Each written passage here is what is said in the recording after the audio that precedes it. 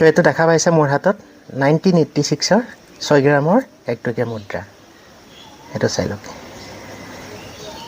1986ত এই 1 টকীয়া মুদ্ৰাটো ভাৰতৰ 3টা মিনিটত ডালা হৈছিল, বম্বে, কলকাতা, হায়দৰাবাদ। কিন্তু মোৰ হাতত দেখা পোৱা এইটো হৈছে হায়দৰাবাদ মিনিটৰ। চাওক 1986 লেখা আছে, তাৰ তলত সৰুকৈ এটা ষ্টাৰ আছে।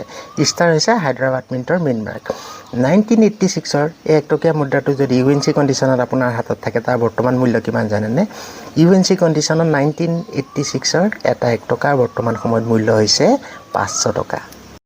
1986ৰ হায়দৰাবাদ মিনিটৰ এই মোৰ হাতত দেখা পোৱা এনেকুৱা যদি 1 টকীয়া মুদ্ৰা আছে আপোনালোকৰ হাতত, কমেণ্ট কৰি জনাব। 1986ৰ হায়দৰাবাদ মিনিটৰ হ'ব লাগিব। তাৰ বৰ্তমান UNC কণ্ডিশ্যনৰ এটা টকাৰ মূল্য হৈছে 500 টকা। আৰু যদি কণ্ডিশ্যন ল' হয় 100 টকাৰ পৰা 500 টকাৰ ভিতৰত এটা টকাৰ বৰ্তমান মূল্য। এনেকুৱা মুদ্ৰা মই কালেক্ট কৰি আছোঁ। কাৰোবাৰ লগত আছে যদি কমেণ্ট কৰি মোক জনাব।